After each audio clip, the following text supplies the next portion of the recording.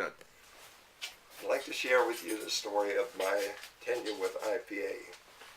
I was invited to join, and I joined solely because they had a speaker's ladder, and I had spoken before local groups like the PTA and Junior Chamber of Commerce, and I wanted to test my ability against other speakers.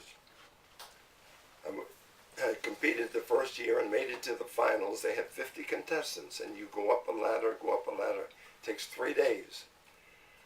I went to the finals, but I did not win. The second year I knew what I had to do, and I went back and won the speaker's ladder. And I was offered a job to teach at the National Institutes of Health as a professor of public speaking, a course I was not qualified to take. And I taught there 20 years. I got my first professional speaking job at the Breakers Hotel in Palm Beach, Florida, before 500 Republicans. But the thing is, I wanted to be one of the main speakers at IPA the following year, and I sent a letter to Luby Owens, and she sends me back a letter saying, "How many paid speeches have you had?" I hadn't had any. So I told her that, and so I was turned down.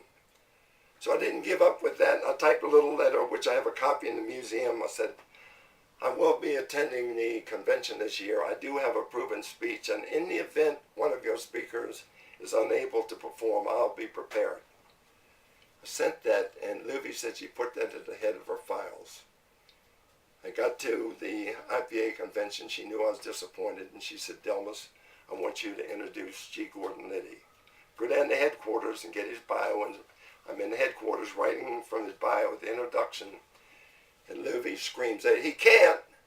Now what am I going to do? So he says, "What I think I hear?"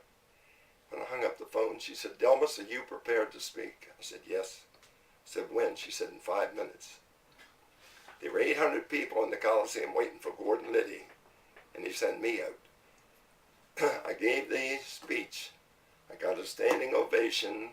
I have the letter over in my office about your speech was rated #1 at the convention.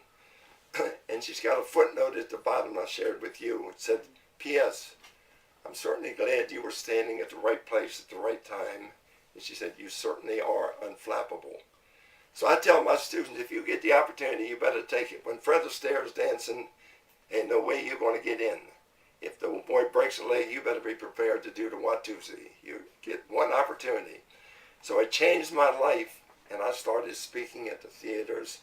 Been to the Omni Theater 3 times. I've been sold out 3 times. I've spoken for the President of the United States, the King of Norway, and people of this nature. It's just given me the greatest opportunity in the world, and it's what IPA did for me.